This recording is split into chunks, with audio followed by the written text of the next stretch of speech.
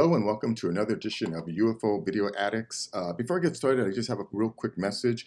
I've said before that YouTube is not promoting my channel. I'm not getting enough subscribers and enough likes. But it could also be my fault, because one thing that I failed to do is to ask people to hit the like button and to subscribe at the beginning of my videos. Generally I wait to the end, for all the people who have, made it through to the end the video. But looking at my analytics, I can see that most people do not watch the videos all the way through. And I've noticed that a lot of the more successful YouTubers out there, whether they have 10,000, 100,000, or over 1 million subscribers, they make it, they consistently ask people at the beginning of their videos to like, share, and subscribe.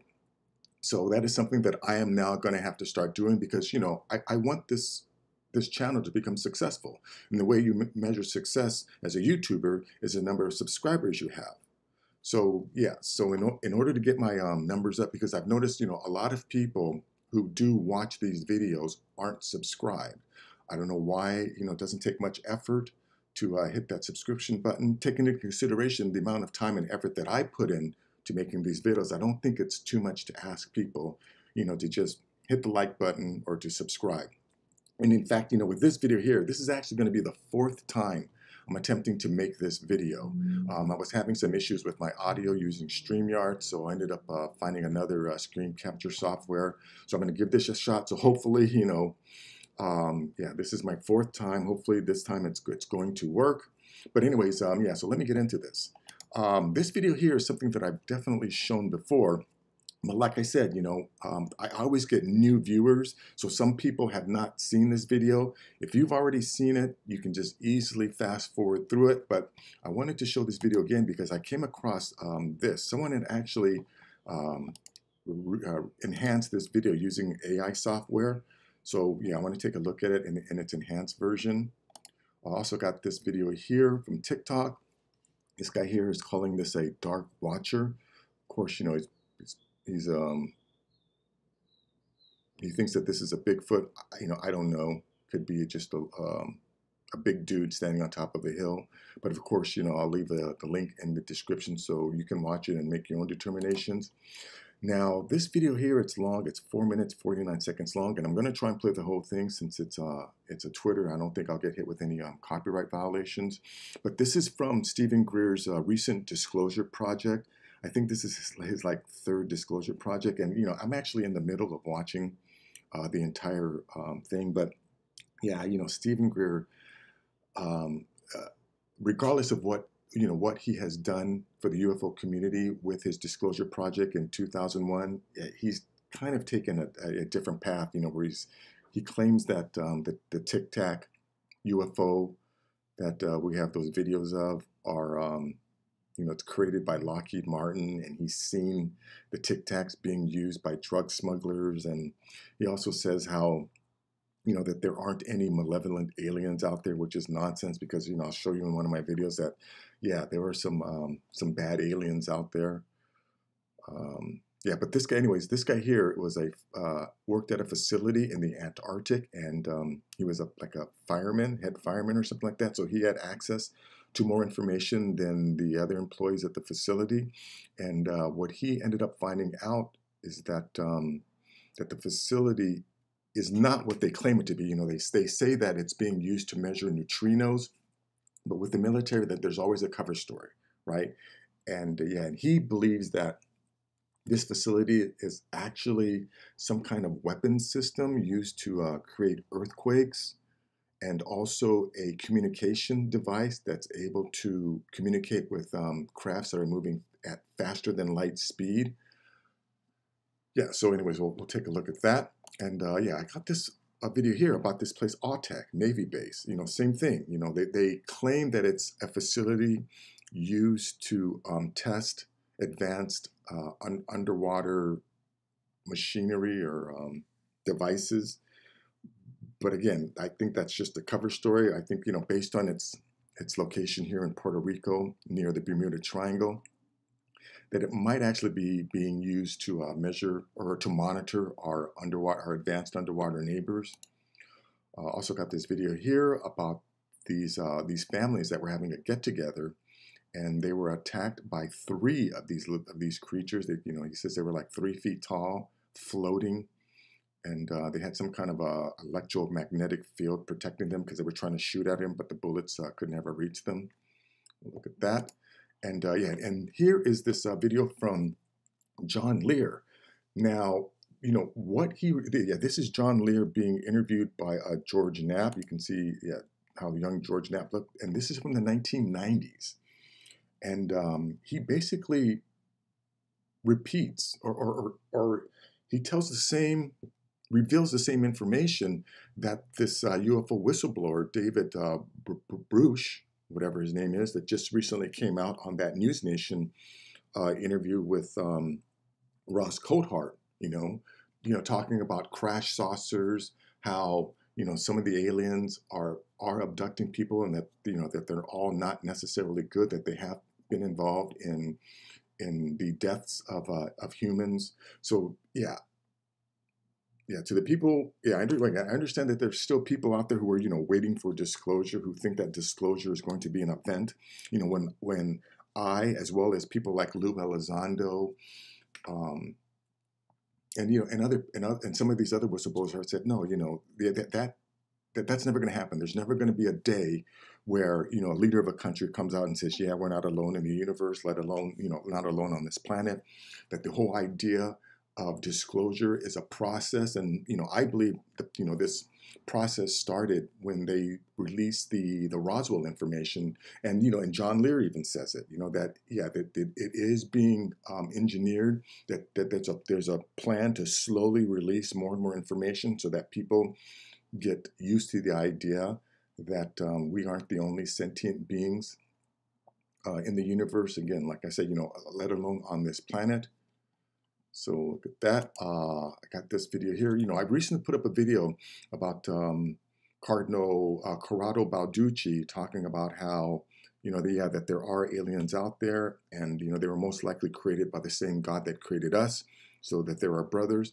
And this is about the Jesuit priests that are working at the Vatican Observatory in Arizona. And, you know, again, I think it's just a cover story when they say that, you know, they're just, you know, looking at the stars and things like that. I think the Catholic Church has known for a very long time that we're being visited, and that there are other advanced species sharing the planet with us. So yeah, I think this observatory is actually being used to monitor their comings and goings. Let's see, yeah, and here's a video that, again, it goes to prove that there was highly advanced civilizations on this planet before we came along, right? Here's the proof, because yeah, there's just no way that these structures, you know, were built by indigenous hunter-gatherers, right? There's just absolutely no evidence that that primitive hunter-gatherers had the ability to construct these types of structures. So again, to me, this is evidence that there were advanced civilizations in our past. Yeah, and here's another more proof of this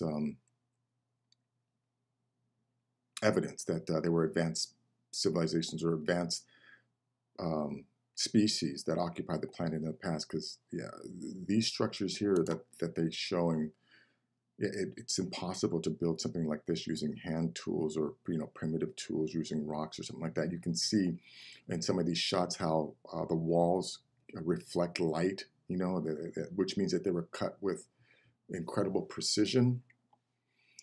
Look at that. And then I got this video here that was submitted by Buffalo Motivated.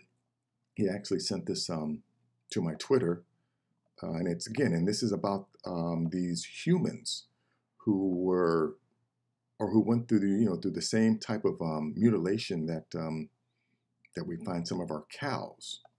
You know, how cows and even deer and horses have been mutilated. Apparently, it's also happened to human beings. And I think I have talked about the Guayaporanga Reservoir case in Brazil. Well, apparently, it also happened in 1950. or 1956 to some Air Force sergeant. I think it was 1956. Yeah, well, the guy had this eyes plucked out, tongues removed, and private parts excised. But yeah, so again, this, is proof that this is evidence that they're not all good, as Stephen Greer, likes they're not all benevolent, as Greer likes to say, that there are definitely some malevolent species out there that are conducting experiments on us.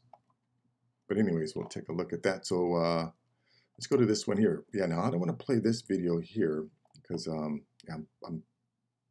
get hit with a copyright violation for this little 19-second video. So I'm going to go ahead and try and play just this one here from Reddit, because it does have the original video at the beginning. But this is like I think 4 different enhanced versions of this original video. So anyways, let's just watch the original video, and then it's just gonna start playing the enhanced version.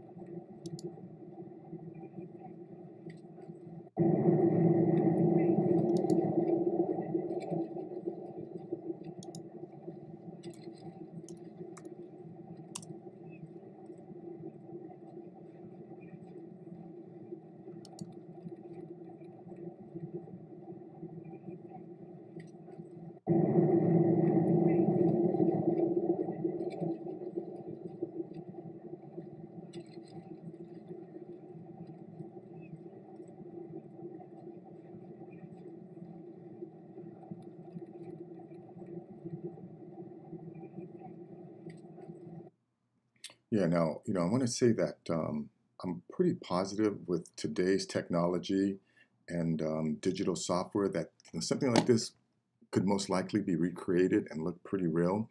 But when this came out, which was over 10 years ago, yeah, we didn't have the type of the graphics or the digital software, right, that could do this. Which is why I think that, yeah, this is definitely authentic. So anyways, let's go to this video here. This is from this guy named this guy's calling this a Dark Watcher. You can see this little person up here. Of course, I'm assuming it's a Bigfoot, but it could just be, some big dude standing on top of the hill. I don't know, but of course, I'll leave a link in the description so you can watch it yourself and come to your own conclusions. But anyways, check this out. Watcher spotted in Greenfield, CA.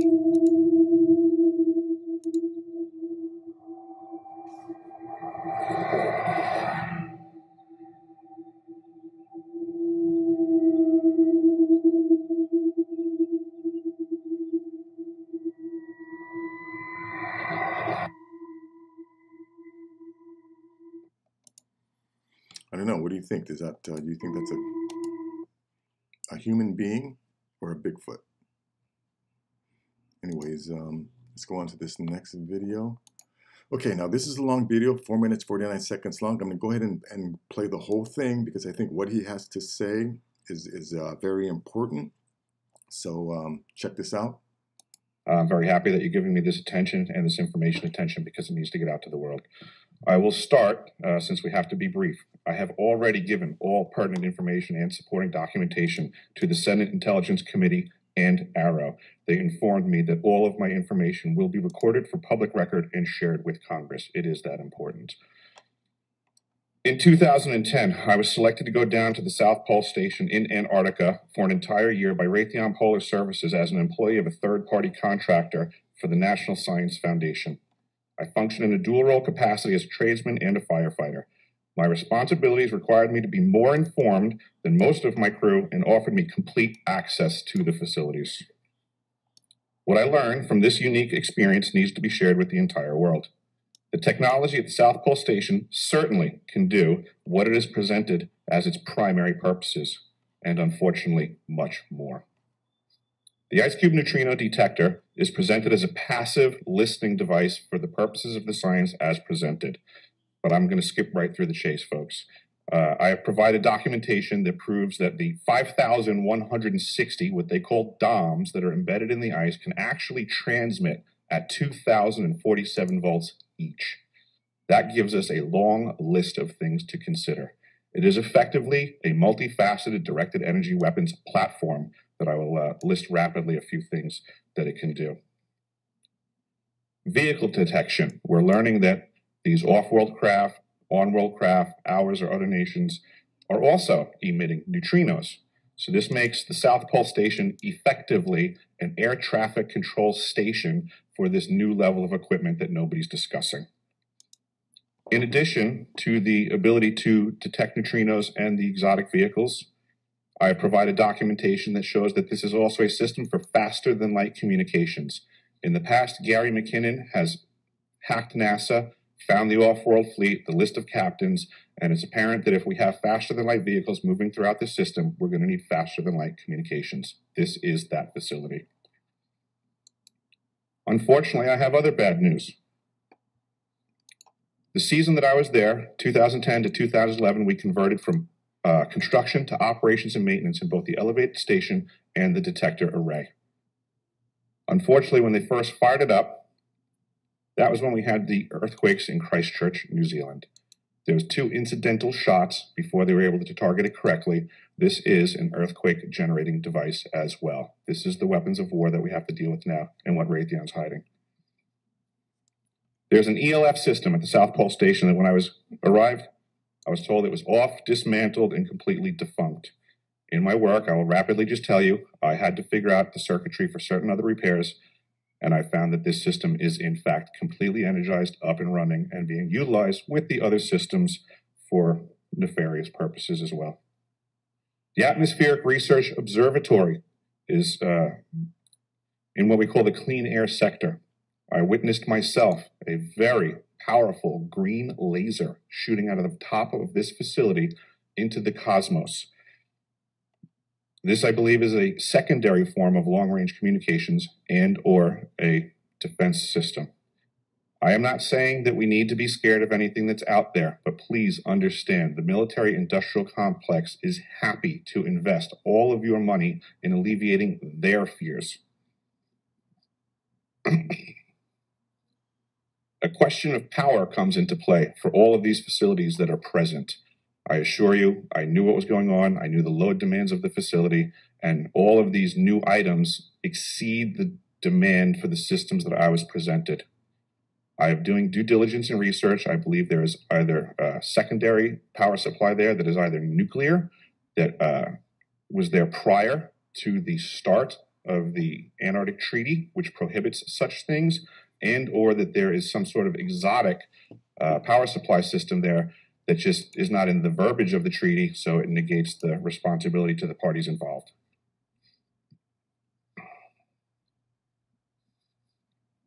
I think that pretty much covers it for time. If anybody wants to find out more, I have a website where all this information is at. For brevity, I'll wrap it up, but you can go to deciphering.tv. I've documented all of this stuff, and information is available.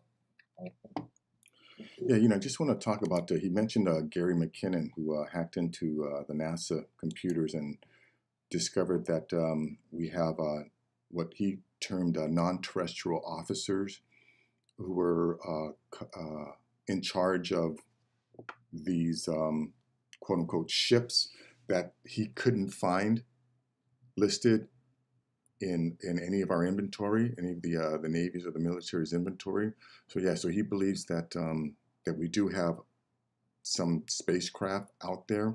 And there's a guy named, you know what, in my next video, I'll probably post this video, but it's this guy named John Leonard Walson who was able to do something to his camera that allowed him to videotape what he claims are ships that are trying to disguise themselves as stars in the night sky. And in some of the videos, you know, you can see that these, again, I guess they would be considered ships, right? Giant structures in space that actually move. And according to him, these things are massive. But, you know, I'm going to look for the video and probably post it in my next one. But anyways, let's go to this video here. Yeah, this is about this base in Puerto Rico called AUTEC Navy Base. And, you know, I've said this before, whatever the military claims they're doing, you know, whether they're holding exercises or war games or whatever, it's always a cover story, right? There's always actually something else going on. Now, they claim that this facility is used to test advanced underwater vehicles and things like that. But I think, you know, based on its location here in Puerto Rico and its proximity to the Bermuda Triangle, that it's most likely being used to monitor our advanced underwater neighbors. Anyways, this video here is about these two families that were having a get-together in Kelly, Kentucky. I'm not sure what year this happened, but this video is 3 years old. But anyways, yeah, the family was being harassed by 3 of these little alien beings here. They said they were about 3 feet high, floating, and there was some type of electromagnetic field that was protecting them because they were shooting at it, and the bullets weren't getting through. And let's see. Oh yeah, now this video here, this is about John Lear, right? I think, by the way, I think he just recently passed away. But this video came out in the 1990s, early 1990s, and John Lear basically reveals the exact same thing that the UFO whistleblower that Ross Coulthard interviewed this past week, you know, about the UFO crash retrievals, the fact that you know, some of these aliens are malevolent, right? You know, Stephen Greer likes to, you know, make the claim that all of the UFOs that are visiting are all benevolent, which is just nonsense. Because yeah, I'll show you. You know, one of the stories that I talk about in the end is about, you know, some humans who have gone through, or appears that they experienced the same type of mutilation that some of the cow mutilations, you know, the cows go through. And he also talks about how that there's been an ongoing program to get people used to the idea that we're not alone on the planet. But yeah, but it just goes back to, you know, I cannot believe that there are still people out there who are waiting for disclosure, you know, who think that disclosure is going to be an event where one day, you know, a world leader is going to come out and reveal to the world that we're not alone in the universe, let alone on this planet. Or that there are some people who are thrilled that, you know, that NASA is finally admitting that they're going to start studying these things, or that, you know, that what David Bruce just revealed is new information, right? This information has been out, again, since the 1990s, right? Disclosure, I believe, started when they revealed some of the top secret information about the Roswell crash. And even, you know, like the Flintstones cartoon. You know, remember the Flintstones cartoon is about a prehistoric family, and yet in the last season, they introduced a little alien character named Gazoo, the Great Gazoo, or something like that. I don't remember, but yeah, but even yeah, John Lear talks about that here, how the MJ-12 has a program to get people used to the idea that that there are these other sentient beings, you know, in the universe. So look at that. And let's see, I got this video here about this Vatican Observatory in Arizona desert. You know, I recently posted a video about Cardinal Corrado Balducci, where he talks about, if aliens are out there, they were created by the same God that created us, so that they're our brothers. And yeah, and this guy talks about, or this astronomer, Vatican astronomer, claims again that they're just, trying to study space. But again, like everything else with our military and everything else to do with this subject, it's most likely just a cover story. They must be monitoring these advanced beings that are leaving our planet and returning to our planet. So take a look at that. Let's see, and I got this video here, talks about Baalbek, Lebanon again.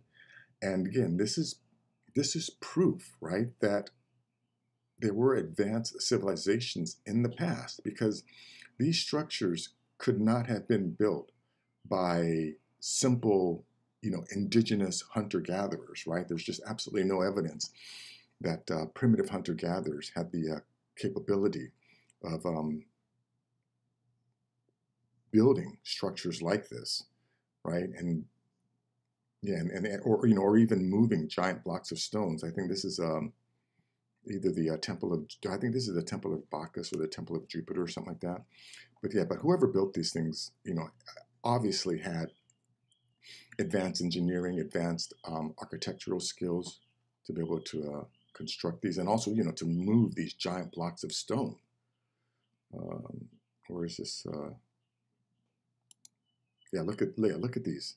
These are the three stones that are called the Chulathon. These things are like 1,600 tons or something like that. Look at this guy down here, right? And these are some of the first gigantic structures or megalithic structures that were built on the planet. Yeah, again, there's no way that hunter-gatherers could have done this using primitive tools. And same thing with this here. This is a little video. It's 4 minutes, almost 5 minutes long, about these caves that were found in India. And you can just see that, based on the precision, and like the walls also, reflect light, which means that they were cut with some kind of precision tool, because you cannot achieve that type of smoothness, using rocks or copper tools. And then last is this article here that was sent to me by Buffalo Motivated. Sent it to my Twitter account. But again, this is evidence that that they're not all benevolent. That there are obviously some malevolent beings out there that are using us for some testing or something else, right? Because this article is about these about a human that was found with some of the same surgical procedures that have been performed on mutilated cows, eyes plucked out, tongues removed, and private parts excised. And this is this case here happened, I think, in 1956. But I've talked about a case in Brazil, the Guayaparanga Reservoir incident, where they found some guy in 1988, I think it was. I think they talk about it in here. Yeah, 1988. That again went through the same type of experience that that we find the cows. But anyways, let me go to this video here. Actually, this is the original video. It's only 19 seconds long. I'm not going to play this video because I know I'll get hit with a copyright violation on this one. So I'm going to go ahead and just try and play this one here from TikTok. Now, after you watch the original video, there's going to be 4 different enhanced versions. They're AI enhanced versions that you can definitely. It makes it a little clearer. But anyways, check this out.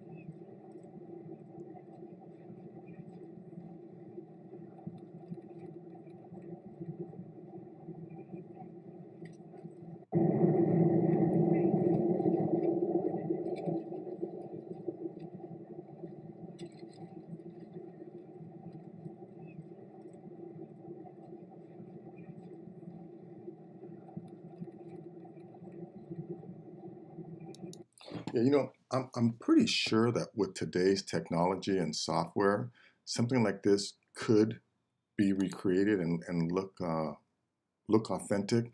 But when this came out, which was over 10 years ago, yeah, we did not have the technology or the digital software to be able to create something this good.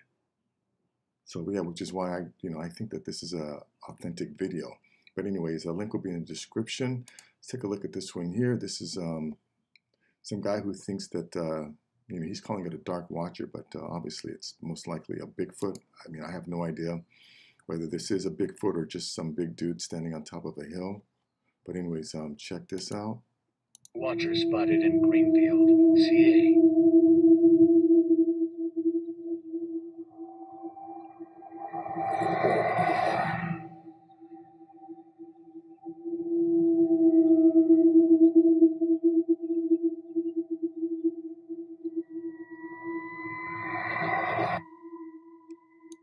I don't know. What do you think? Is this a regular human being standing up there, or is it a Bigfoot? Anyways, link will be in the description. Okay, now this video here, I'm gonna go ahead and play the whole thing because, like I said, what this guy reveals is pretty wild. He worked at a facility in the Antarctic, and this is from Greer's recent disclosure project. And you know what? I'm in the middle of watching it. I've only watched it halfway through, but man, it's hard to take Greer seriously now when he makes these assertions that like the Tic Tac video is made by Lockheed Martin, and he's got evidence that they're drug smugglers are using it to smuggle drugs, and how there aren't any malevolent aliens out there, and all the abductions are military. It's being done by the military to try as some psyop, which is complete nonsense. But anyways, yeah, I'm going to play this whole thing. Check out what this guy has to say. I'm very happy that you're giving me this attention and this information attention because it needs to get out to the world. I will start, since we have to be brief. I have already given all pertinent information and supporting documentation to the Senate Intelligence Committee and AARO. They informed me that all of my information will be recorded for public record and shared with Congress. It is that important. In 2010, I was selected to go down to the South Pole Station in Antarctica for an entire year by Raytheon Polar Services as an employee of a third-party contractor for the National Science Foundation. I function in a dual-role capacity as a tradesman and a firefighter. My responsibilities required me to be more informed than most of my crew and offered me complete access to the facilities. What I learned from this unique experience needs to be shared with the entire world. The technology at the South Pole Station certainly can do what it is presented as its primary purposes, and unfortunately, much more. The ice cube neutrino detector is presented as a passive listening device for the purposes of the science as presented. But I'm going to skip right through the chase, folks.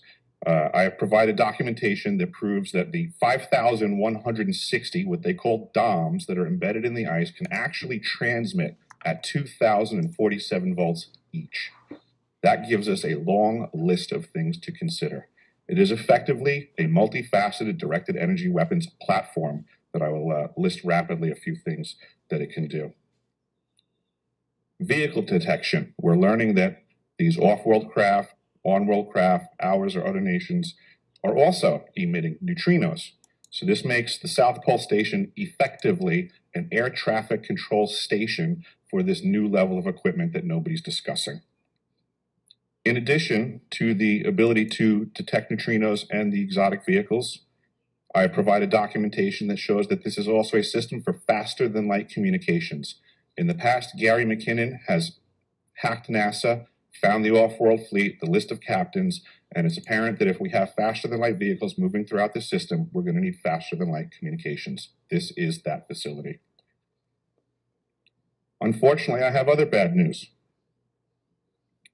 The season that I was there, 2010 to 2011, we converted from construction to operations and maintenance in both the elevated station and the detector array.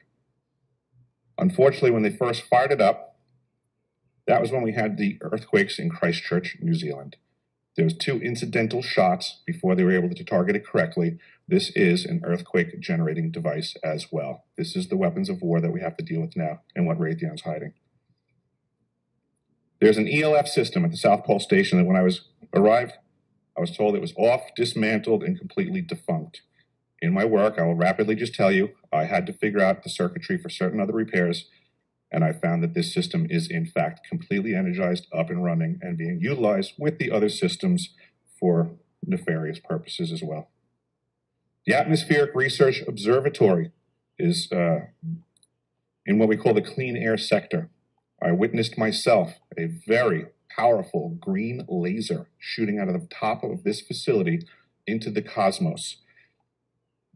This, I believe, is a secondary form of long-range communications and or a defense system. I am not saying that we need to be scared of anything that's out there, but please understand the military-industrial complex is happy to invest all of your money in alleviating their fears. A question of power comes into play for all of these facilities that are present. I assure you, I knew what was going on. I knew the load demands of the facility, and all of these new items exceed the demand for the systems that I was presented. I am doing due diligence and research. I believe there is either a secondary power supply there that is either nuclear, that was there prior to the start of the Antarctic Treaty, which prohibits such things, and or that there is some sort of exotic power supply system there that just is not in the verbiage of the treaty, so it negates the responsibility to the parties involved.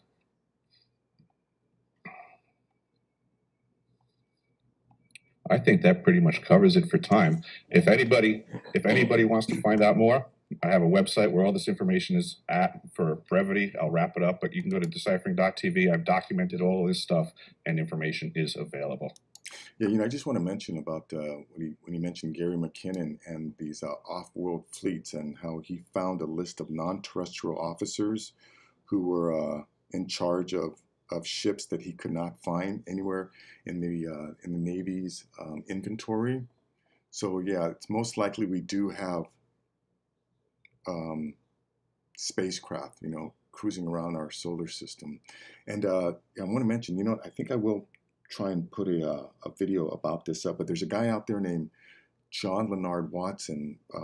Years ago, I'm sure some of his videos are still there, but he apparently was able to create some kind of a camera system that allowed him to capture what he claims are these massive spaceships that have been trying to disguise themselves as stars.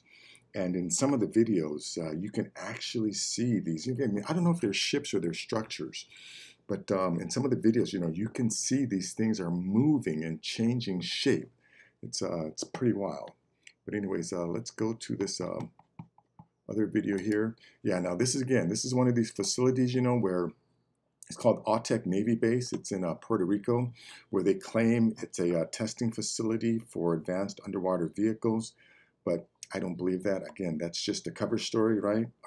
Whatever the military or, our government has gotten to the point where you cannot believe anything they say, right?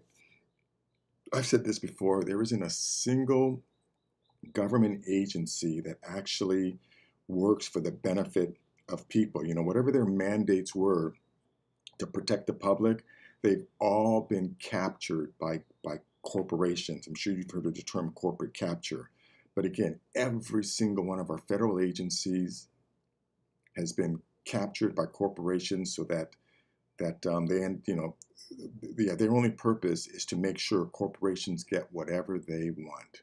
And if you have any questions about that, just go look at what the minimum wage is still in this country. But anyways, I don't want to get too much into politics. Check this out. It's a very interesting video. Welcome. Did the US government really use AUTEC Naval Base for secret communications with aliens? Does this rule have a role in the mystery of the Bermuda Triangle? People interested in alien visitors claim that there have been several surprising reports of unidentified flying object activity around the area around the base. Such widely unsubstantiated reports include claims of aliens working with Navy personnel at their deep underwater base at the tip of the Bermuda Now, I just want to stop this right here. You know, I've watched this video several times, and each time I watched it, I was trying to figure out what exactly is this thing.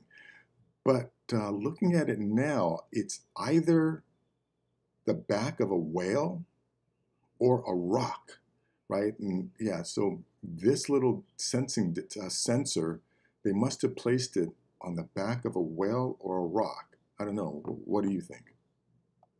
Triangle in one of the deepest trenches in the ocean. The most outlandish rumors involve time-traveling experiments on that base. So they also said that the AUTEC base is actually a testing ground for advanced alien technology, which is the reason for the disappearances in the Bermuda Triangle. In the middle of the last century, the U.S. Navy's need for a deep water testing facility became very urgent. So, in 1958, the Chief of Naval Operations created an advisory group to determine the site and specifications for testing underwater vehicles and weapon systems. The selected area was AUTEC, located between the Andros Islands, New Providence and Exuma Sound in the Bahamas. It was chosen because of its ideal natural characteristics and its climate, which allows operations all year round. This is the official version. Yeah. Now again, you know, I don't buy it. Again, like I said, I think it's a location here in Puerto Rico. It's most likely to monitor, you know, our advanced underwater neighbors. And you know, if you start with the premise, right, that there are advanced species living under our oceans, I think it answers a lot of questions, or it takes some of the mystery out of you know, all of these strange happenings that have been going on here in the Bermuda Triangle. But anyways, let's go to this video here. Yeah, now this is about this family. Again, I don't want to play too much of this, but it's about this family that were attacked or harassed by 3 of these beings. So let me find that spot right about here, I think it is. June. They were all together. They decided to come in for the weekend. He wanted to come home, see his mom and, you know, his brothers and catch up and to see how things were going. And the night this occurred, they were all in the house, and there was 11 of them in the house. As the light began to fade, Billy Ray stepped outside to draw water from the well. He saw something shaped like a saucer streak through the sky, trailing a rainbow of color behind it. It settled down in the woods behind the house. When Lucky Sutton came out to check on his friend's seemingly outrageous claim, the 2 men saw something emerge from the woods. Coming toward them was a glowing, 3-foot-tall silver being. Its arms were raised over its head, and it was floating. Unnerved and frightened for their families, the 2 men ran indoors. At first, their families wouldn't believe them, until Lucky's mother, Glennie, saw it at the back door of the house.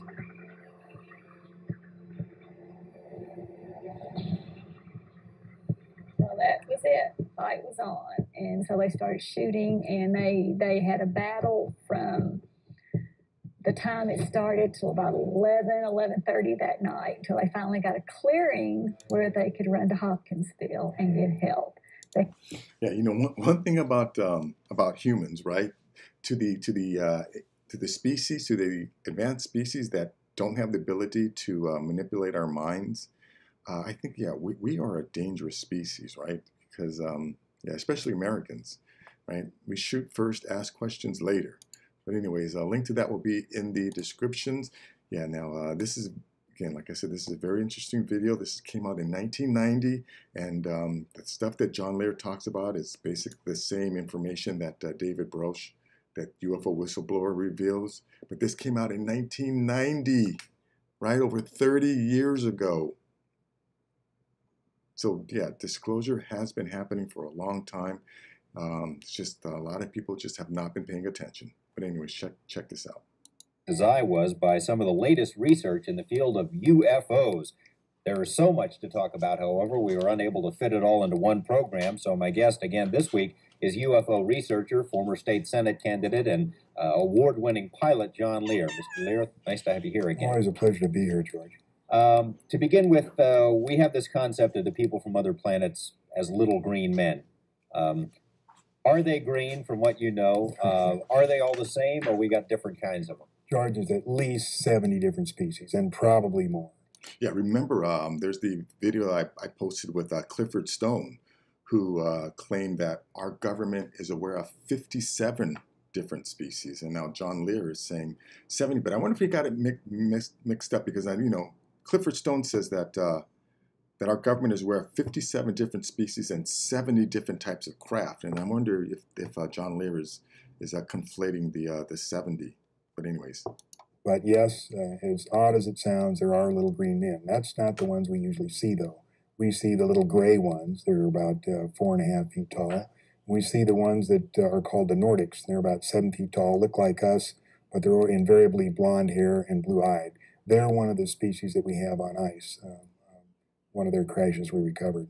Obviously, with different species, they have different motives. I mean, are there good aliens and bad aliens? Good aliens and bad aliens, and all kinds of ways and reasons for interacting with us.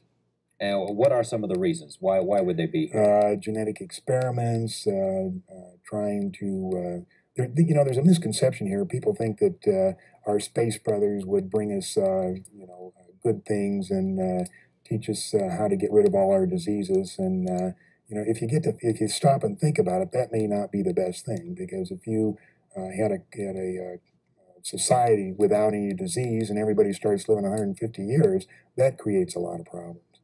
So they would not meddle in that way.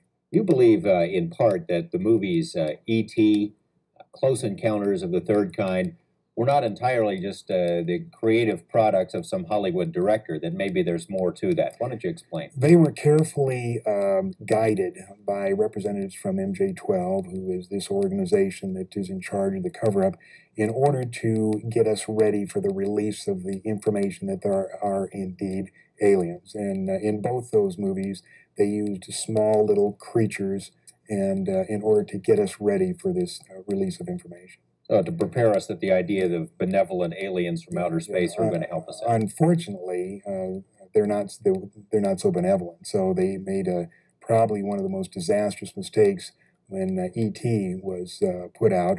At that time was before we discovered what I call the double cross or the grand deception. And they were trying to get us used to the benevolent little creatures, but that isn't the case. Why don't you take a... I just want to mention about this this double cross.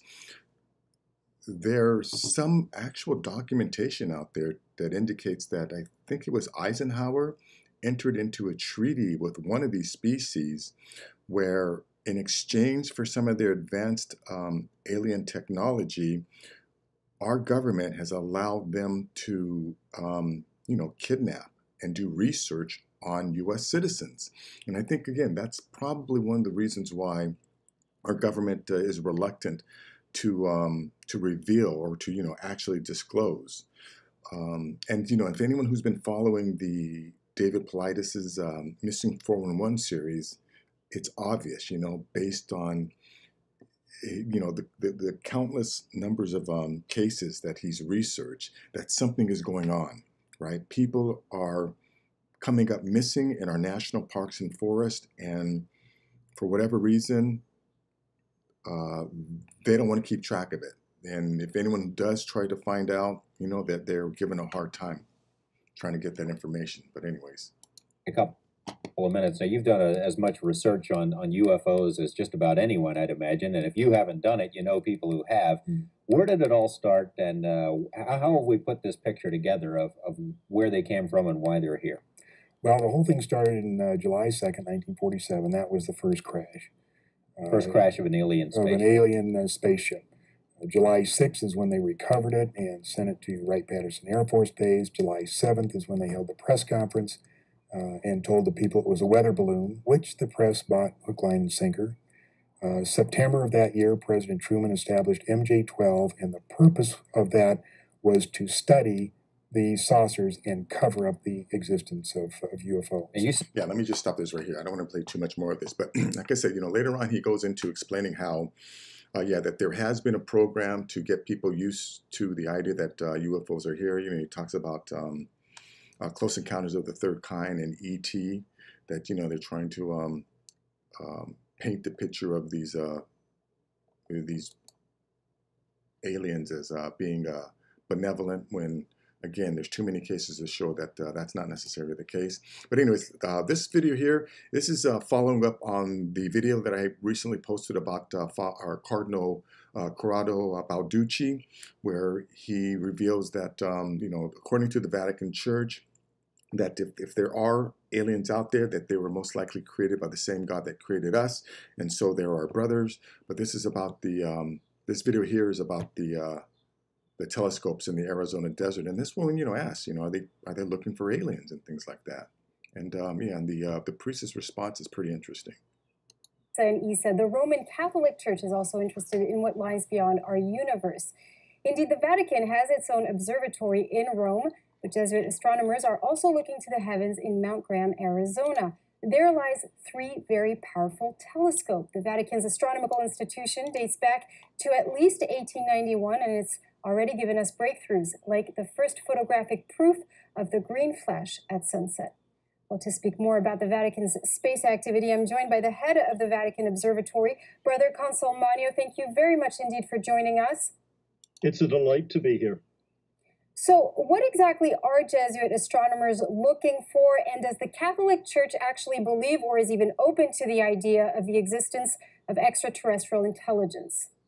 Well, fortunately, extraterrestrial intelligence will exist or not exist, whether I believe in it or not. We are simply astronomers doing the same astronomy as anyone else, with the difference that we can do long-term projects because we don't have to face year-to-year funding. But we don't have a particular mission. We don't have a particular goal we're trying to reach. We are a dozen astronomers from around the world, and every one of us is doing our own particular research project, whether it's the mathematics of cosmology or trying to understand dust that comes off of comets and hits our atmosphere as meteors. Now, does the existence of alien life contradict in any way Catholic dogma? I mean, do you understand that this could come as a shock to worshippers, as it affects the claim in a way that men are special in the cosmos? Funny thing about that, first of all, it's not going to be such a shock, because I think most of us have watched enough science fiction that we're used to the idea we're not alone.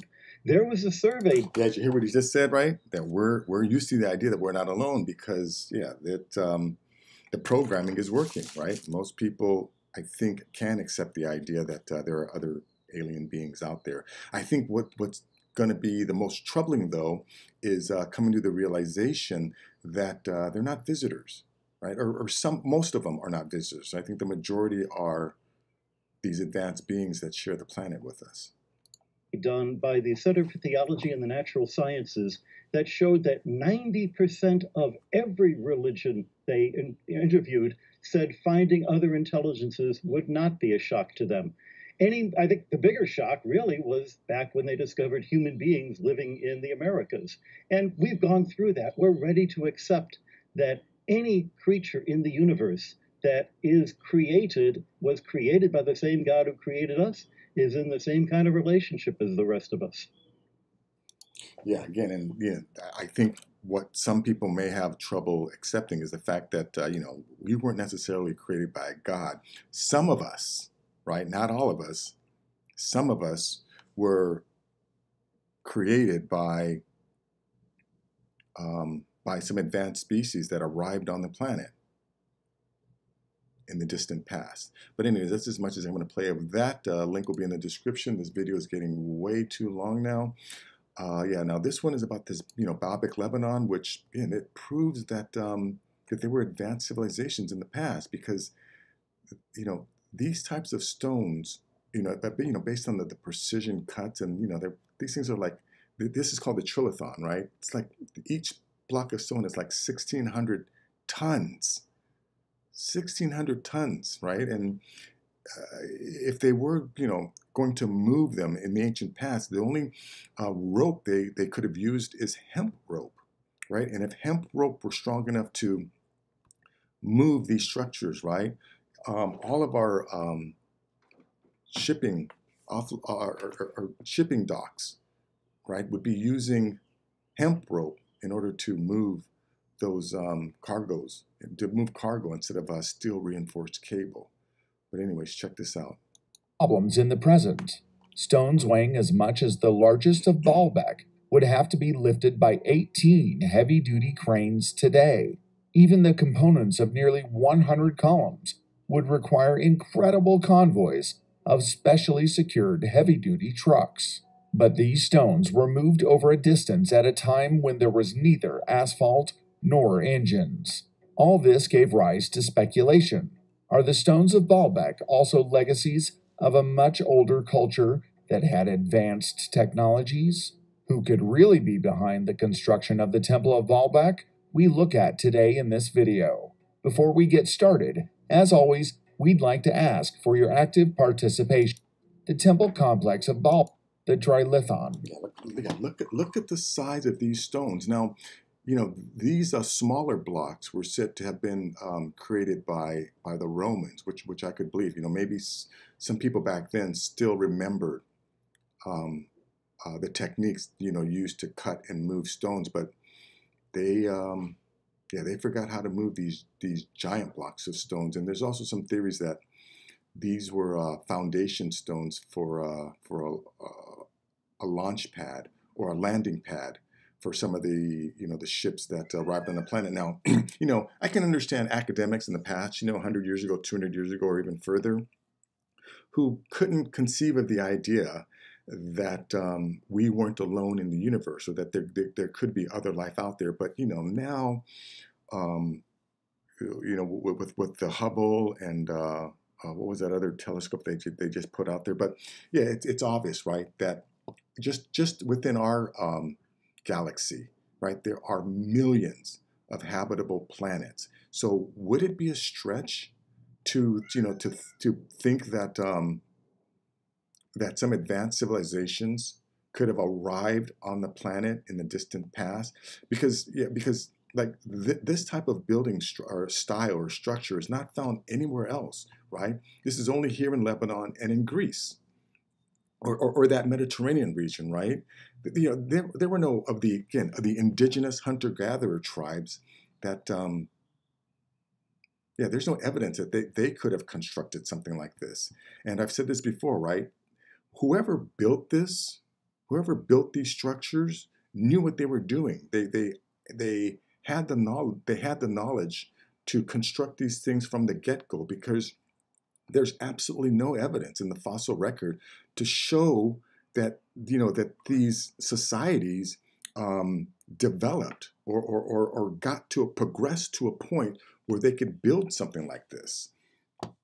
You know, and another thing, when these structures were built, right, all of the indigenous cultures on Earth had melanin in their skin, right? You had melanin in order to protect themselves from the harmful effects of the UV light from the sun. But all of a sudden, you get some people who are constructing buildings that obviously required advanced math, advanced architectural knowledge, advanced engineering skills, right? And they sunburn, right? They didn't have melanin in their skin. So again, yeah, would it be a stretch to believe that these early civilizations that constructed these city-states arrived from another planet, and they brought all their knowledge, skills, and their equipment to be able to build these things? But anyways, yeah, that's that. Let's go to this video here. Yeah, this is about more evidence that you know, obviously there was advanced civilizations that constructed these things. Scanner, a sound level meter for acoustic studies, and a laser level to measure the caves precisely.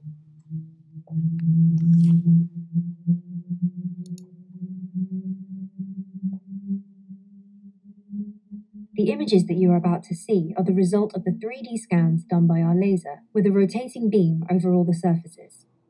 They are the equivalent of an MRI scan. The lasers determine millions of points, allowing us to display the exact shapes recorded, with a precision close to the millimeter. We collected tri-dimensional images, which we will show you in the raw format, no touch-ups. Let's start with the two unfinished caves.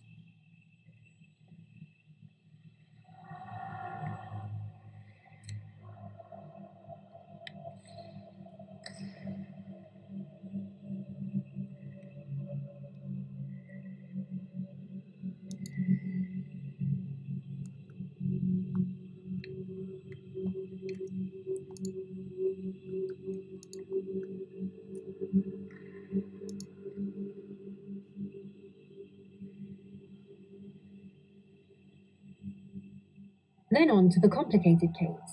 We can see the logical evolution of the shapes. The first one is a trapeze-shaped cave with a curved ceiling, with an entryway at the end.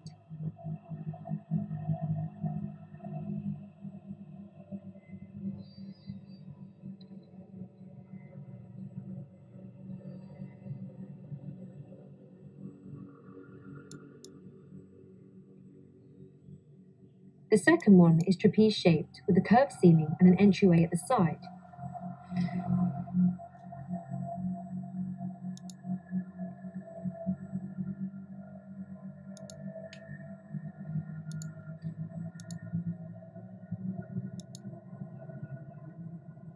The third one is entirely curved, the entryway at the end, and the back wall is also curved.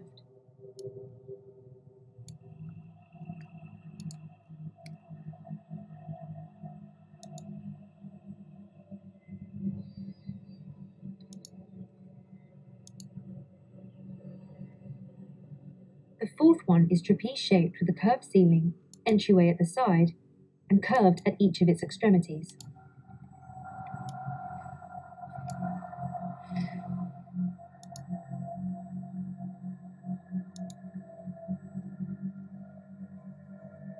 The fifth one is more complex.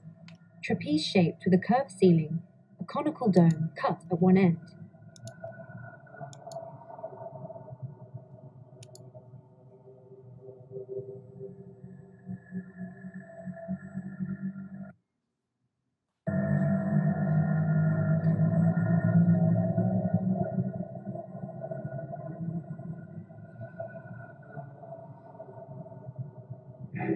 This was accomplished in granite at least 2,300 years ago in India. Yeah, you know, again, when she says 2,300 years ago, I find that hard to believe. These things must have been here much longer than that. These caves are the oldest of their kind, and for some unknown reason, all those built in the centuries that followed never managed to get the same level of precision and finish. Using a material harder than reinforced steel, complex shapes were built with a degree of precision ranging from 2 to 8 millimeters over a length exceeding 13 meters. This is more than good enough for the eye kind of work. These caves are almost vertically symmetrical, a real accomplishment considering the tools at the time.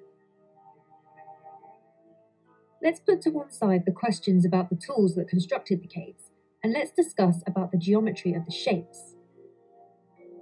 Vapiyaka, Karanchopa, Gopika, and the Sudama room all contain trapezoidal sections. The vertical walls are in fact tilted with a constant angle of less than 3 degrees. In the rooms with trapezoidal sections, the ceilings are shaped into roughly half cylinders, whose central axis height varies from one cave to the other.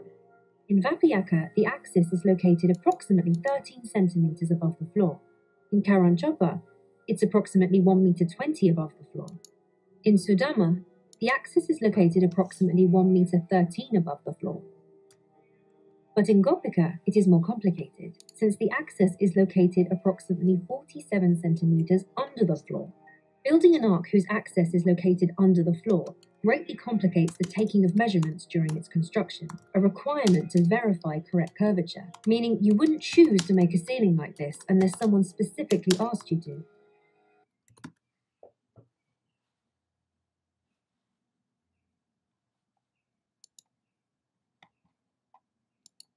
Oh yeah, so that's that video. again, this is ridiculous to think that this was created by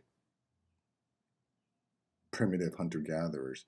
But anyways, what do you think? Okay, so let me get to this last one here. This was sent to me by Buffalo Motivated. Thank you very much, Buffalo Motivated. Like I said, this is about a human mutilation that took place in 1956, I think it was. Let me just give this a quick read. The details are both grisly and strangely surgical. Corpses found under the open sky with their eyes plucked out, tongues removed, and private parts excised, all extracted with the utmost precision and leaving not a drop of blood. Reports of such unexplained mutilations carried out on both humans and animals have baffled investigators for decades, leading to speculation about whether the perpetrators might be otherworldly beings conducting biological experiments on Earth's inhabitants. While scores of reports have emerged from U.S. Western and Midwestern states detailing mysterious bloodless animal mutilations, human cases have been far less common and often much sketchier in their documentation. Now here, one thing you have to take into consideration, right? If I have access to information like this, and this was on the, this is on the History Channel, right? People like Stephen Greer who want to make these claims that, oh, all UFOs are benevolent, they have access to this information too. So they're just knowingly lying to people. Anyways, one of the most shocking cases, the Lovett Cunningham incident, involves an American Air Force sergeant allegedly abducted by a saucer-like aircraft, after which his cleanly mutilated body was found in the New Mexico desert. In ufology circles, reports have circulated that the case was studied by Project Grudge, one of the earliest U.S. Air Force programs tasked with investigating sightings of unidentified flying objects in the years after World War II. Project Grudge was a short-lived precursor to the better-known Project Blue Book, which ran from 1951 to 1969, many documents from which are now declassified. The result of the Air Force investigation into the purported abduction was allegedly a 600-page document labeled Project Grudge Report 13. Let's see. Let me get down to where they talk about the Guayaparanga.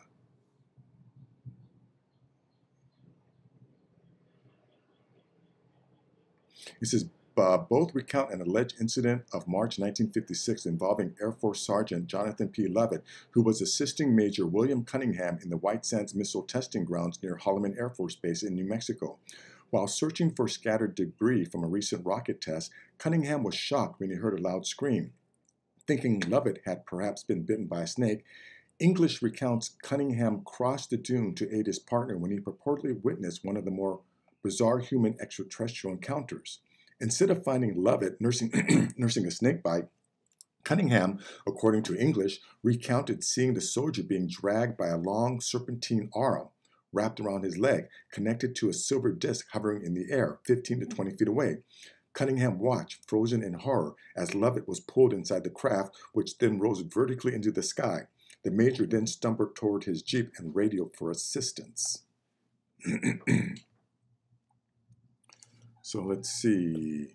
Security team arrived and disturbed Cunningham was confined to the base hospital for observation and treatment after retelling what he believed he witnessed. According to Joseph's military encounter book, base personnel did confirm an unidentified radar contact near Holloman at the time Lovett vanished. The base dispatched search parties into the desert, but it would be 3 days before Lovett's nude corpse was discovered, some 10 miles from the site of the alleged abduction. From all indications, the body had been exposed to the elements for 24 to 48 hours. According to English, the report offered no explanation of what might account for the missing third day, and the autopsy performed on Lovett raised more questions than delivered answers. First question, why had Lovett's corpse been so severely mutilated? His tongue had been cut from the lower portion of the jaw, his eyes gouged out, and his anus removed. In the Air Force Medical Examination report pertaining to the incident, English alleges that the coroner remarked on the apparent surgical skill used to remove the organs. In particular, that the anus and genitalia had been neatly extracted like a plug. Perhaps most puzzling was the fact that the body had been completely drained of blood, but surprisingly, there was no vascular collapse usually associated with death by bleeding. Now, so now this talks about the Brazil case. While easily disregarded as fiction, the alleged 1956 New Mexico incident offers intriguing parallels to other reported mutilations, both past and present. In 1988, a body was allegedly found at the Guayaporanga Reservoir in Brazil. According to reports, the victim had been dead for 48 to 72 hours, but there was no sign of decomposition. The eyes, ears, tongue, and genitalia had been removed, as had the digestive organs. Officials were never able to identify the victim. You know, one thing they don't mention in the story is the fact that they think that this was carried out, that this mutilation was carried out by a robot or some type of machine because of how, you know, clean and efficient they were mutilated.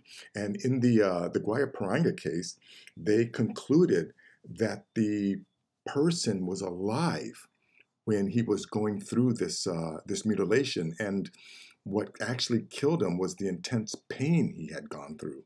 Like, you know, can you imagine, you know, some type of device coring your anus out, and then, you know, dying from the intense pain that must have inflicted.